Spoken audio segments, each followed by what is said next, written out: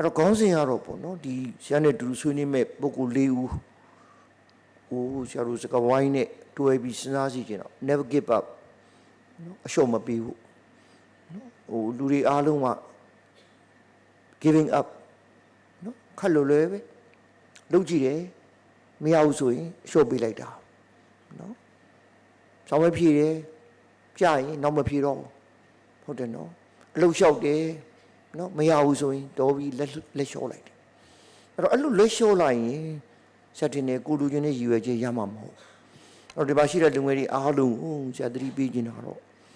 လူတိုင်းမှာရည်ရွယ်ချက်ရှိရမယ်နော်ဟိုကြီးတာငယ်တာနဲ့မဆိုင်ဘူးနော်ဟိုကြီးကျယ်လက်သိမစင်စားနဲ့နော်ဟိုတိုင်းပြည်လူမျိုးတွေဘာညာခဏတာကိုကိစ္စမှမဟုတ်တာနော်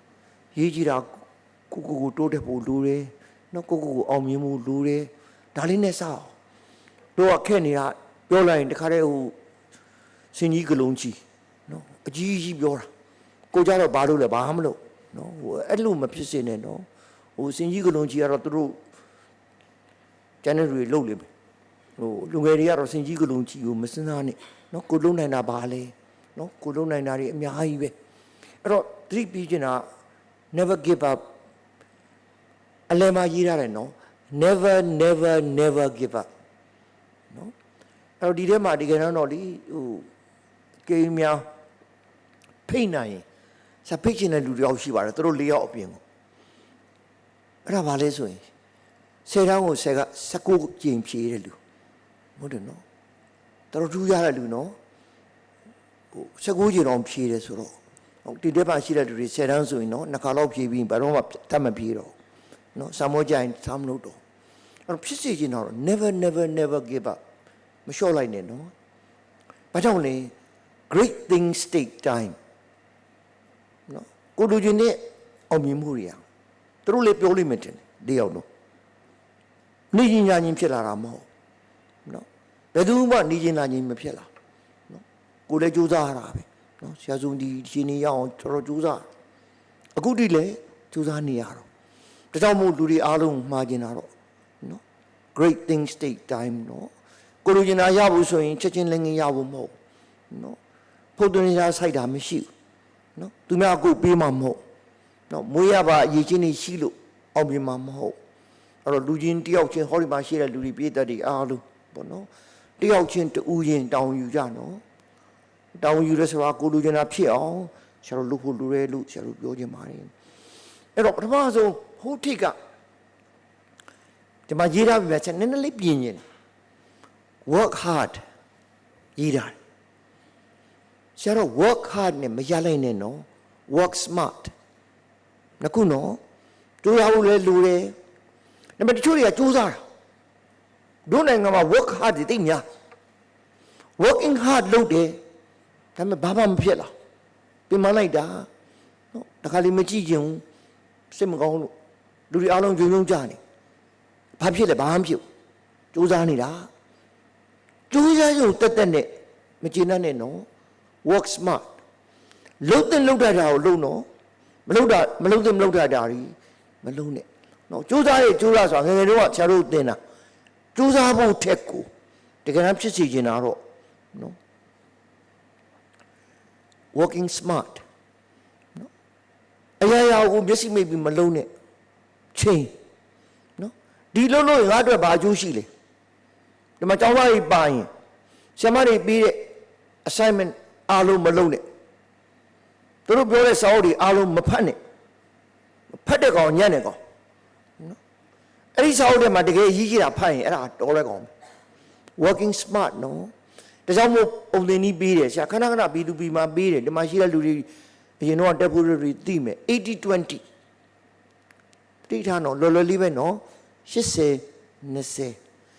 ကိုလှုပ်တဲ့လှုပ်တွေအားလုံးမှာတကယ်အရေးကြီးတဲ့လှုပ်ကဘယ်လောက်ပဲရှိလဲ20ပဲရှိတယ်တရားထဲမှာဟုတ်တယ်နော်အလုပ်တရားလုပ်ရင်တကယ်အရေးကြီးတာ20ပဲရှိအဲ့ဒီ20ကိုလုပ်ရင်ကိုလူချင်းနဲ့အဖြေရဲ့80ကိုရတယ်ပုံနေနည်းပြန်ပြောမယ်နော်ကိုမှရှိတဲ့လုပ်တွေအများကြီးရှိအဲ့ဒီလုပ်တွေအားလုံးတွေမှာတကယ်အရေးကြီးတာဘယ်လောက်ပဲရှိလဲ 20% 20ပဲရှိတယ်အဲ့ဒီ20ရောအားလုံးစိုက်ပြီးလုပ်ရင်ကိုလူချင်းနဲ့အဖြေဘယ်လောက်ရလဲ80ရတယ် အဲ့တော့ကျန်တဲ့80ကဘယ်လောက်ပဲရမယ်20ပဲရမယ်နော်အခု CB ဘန်ကိုကြည့်လိုက်ရင်သူတို့ဖောက်တယ်တွေသူတို့ရှိမှအငွေနော်ငွေတွေလာအပ်တဲ့လူ100ရှိအဲ့100တွေကအငွေ80ကိုအပ်တဲ့လူဘယ်လောက်ရှိလဲ20ပဲရှိတယ်ဒီပဲအဲ့100ထဲမှာဘ누구ကိုပဲကြည့်ဆိုင်မလဲ20ကိုကြည့်ဆိုင်ရင်သူတို့ရဲ့အငွေဒီဘန်ရဲ့ဘယ်လောက်လဲ80နော်စီတီမလည်းဒီတိုင်းပဲပစ္စည်းတွေအများကြီးရောင်းနေအဲ့ဒီရောင်းတဲ့အထက်မှာတကယ်အရေးကြီးတဲ့ပစ္စည်းဘယ်လောက်ပဲရှိလဲ20ပဲရှိတယ်အဲ့20ကိုရောင်းနိုင်အများရဲ့ဘယ်လောက်ရလဲ80ပဲရတယ်ဒီနေ့ကစပြီး80-20နော်အားလုံးမလုံးနဲ့နော်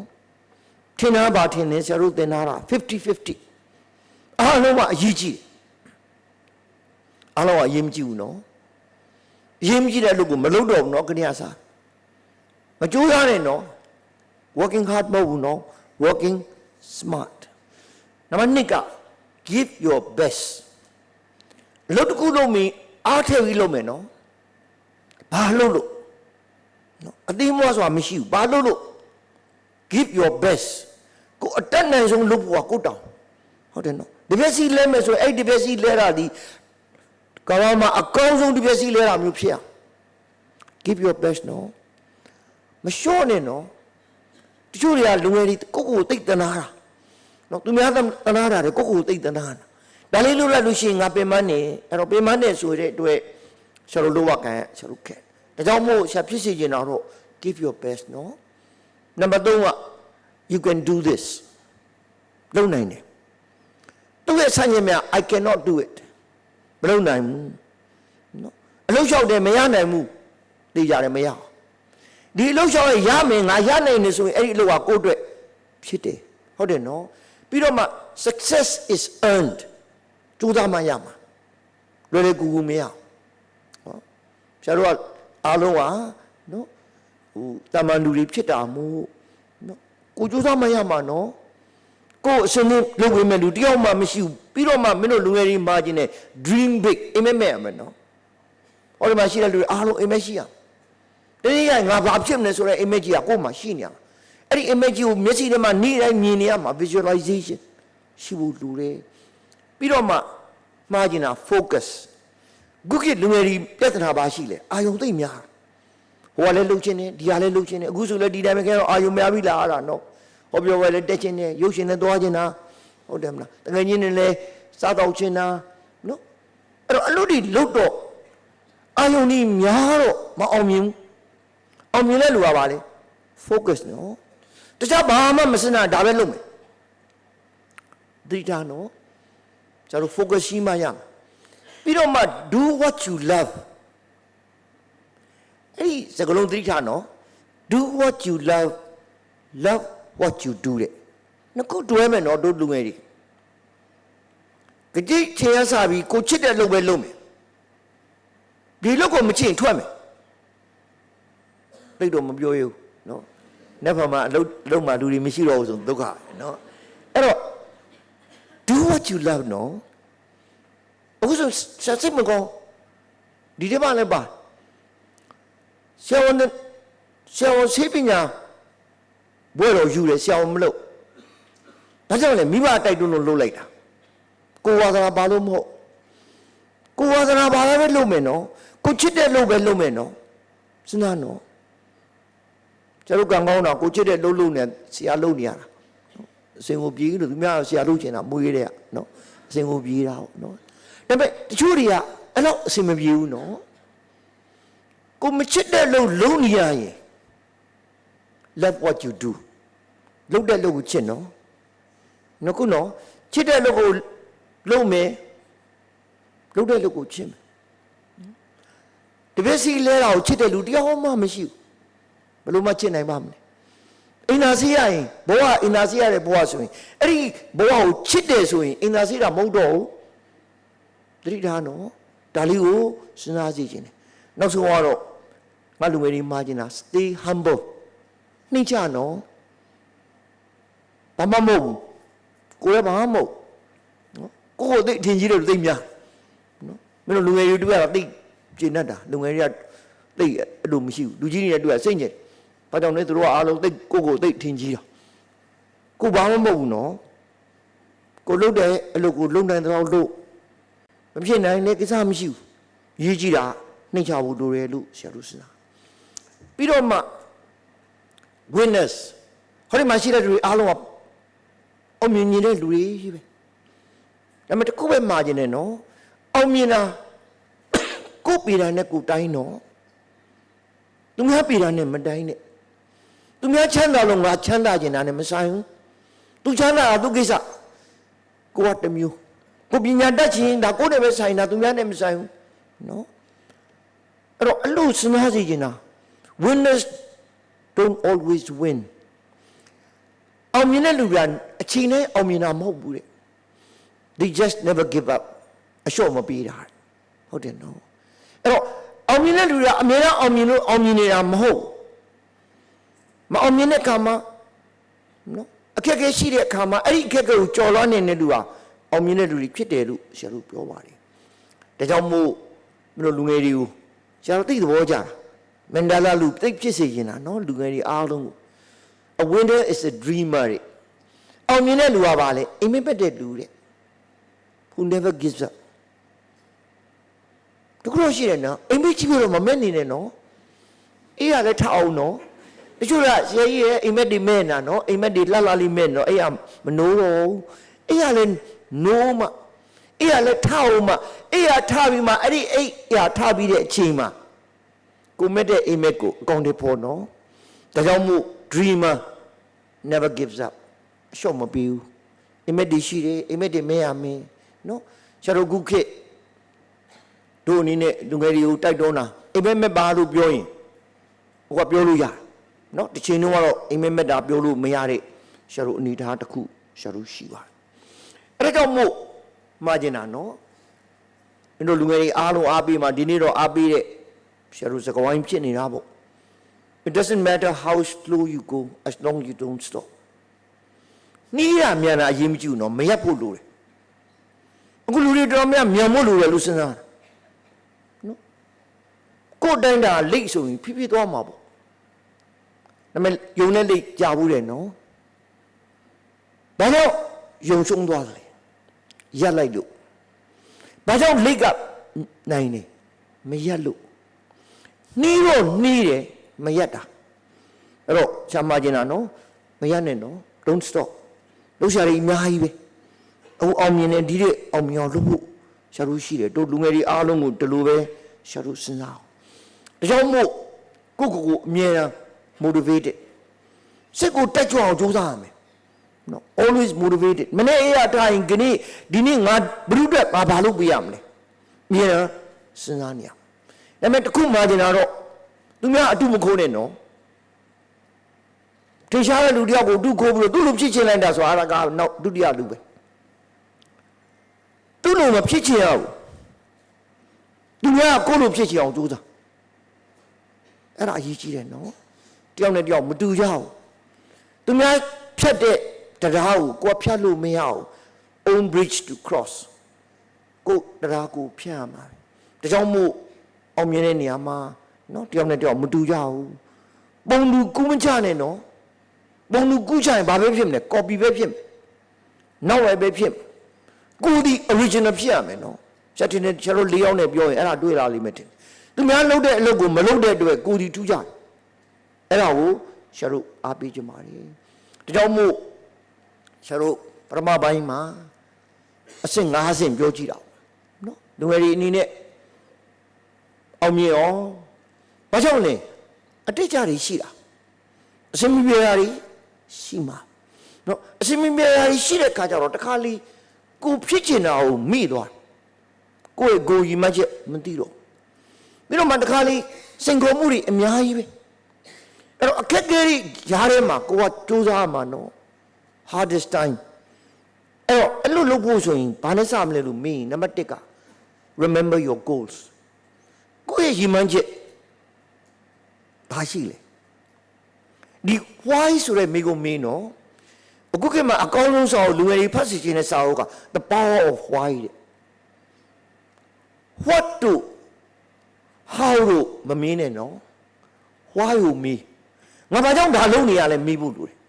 ဒါကြောင့်မို့ကိုယ်သတိပြရမှာငါဘာကြောင့်ဒါလုပ်နေငါဘာကြောင့် ကြောင်းတက်နေတယ်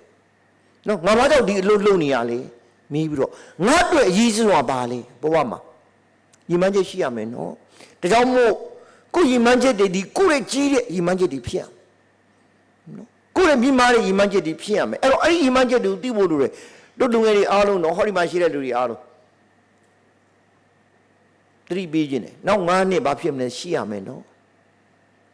လောဘမဟုတ်ဘူးနော်လူတယောက်မှာငါရည်မှန်းချက်မရှိတက်ရှင်တို့အလား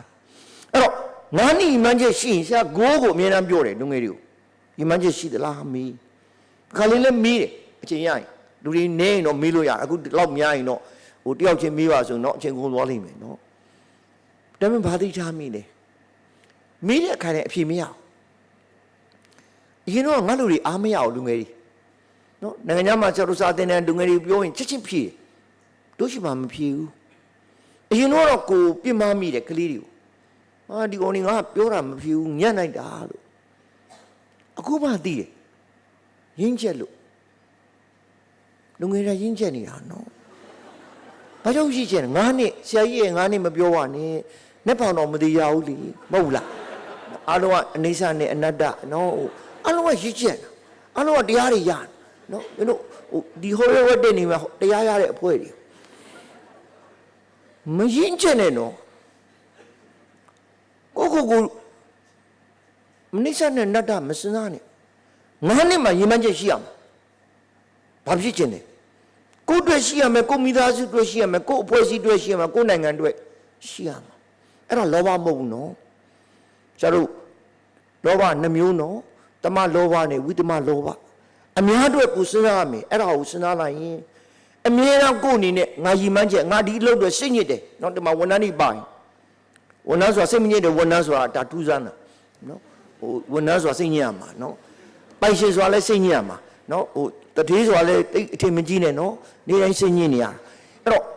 စိတ်ညစ်တာကိုစဉ်းစားတဲ့အခါမှာရည်မှန်းချက်ကိုမမေးနဲ့ငါဘာကြောင့်ရက်တည်နေငါကြောင့်ဘာကြောင့်ဒီအလုပ်ကလေးကိုဖွင့်ထားတာလဲဒီဆိုင်လေးကိုငါဘာလုပ်ထားလဲဆိုတာကိုသိထားဖို့တူတယ်ဒါကြောင့်မို့ကျင်းသေးလို့ဖြစ်ရမှာနော်I will not quit မလျှော့ဘူးတဲ့မရပ်ဘူးတဲ့ until I'm living the life I dream of ကိုအိမ်မက်မဲ့တဲ့ဘဝမရမချင်းမလျှော့ဘူးငါလူတွေအားလုံးအိမ်မက်ရှိကြနော်အဲ့ဒီအိမ်မက်တွေရှိဖို့လိုတယ် church site တွေသူတို့ဝေပေးလိမ့်မယ်နော်အဲ့တော့ကိုယုံနေရောက်ရင်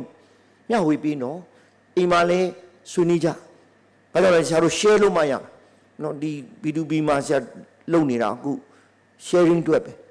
အဲ့တော့ဒီရရတယ်ဒီနေ့တိလာတယ်ဆရာနဲ့ပြောရဲကျန်တဲ့၄ယောက်နဲ့လဲဆွေးနွေးမှာအဲ့ဒီခါကျရင်ကိုယ့်အတွက်ကနံပါတ်1က learn လို့နော်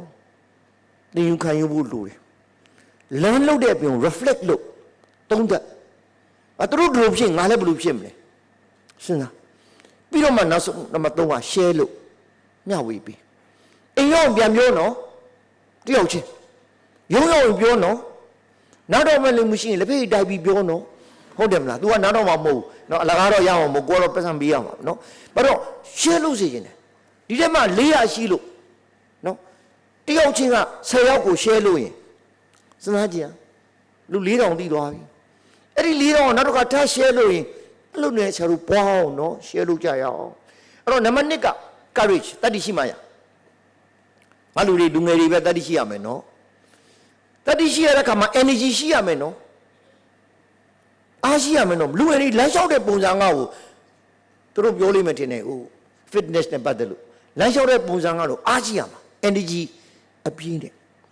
ဒီရုပ်တိုက်ပြီးမလျှောက်နဲ့နော်ကိုနဲ့ခရမလုံနဲ့နော်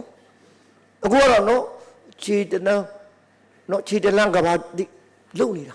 နော်ဟိုမင်းသမီးလိုပဲနော်ဟိုထမင်းကြီးနဲ့ပို့ပြီးတော့ရှောက်နေလို့အဆင်မပြေဘူးနော်ဘယ်လေကမသုံးနဲ့နော်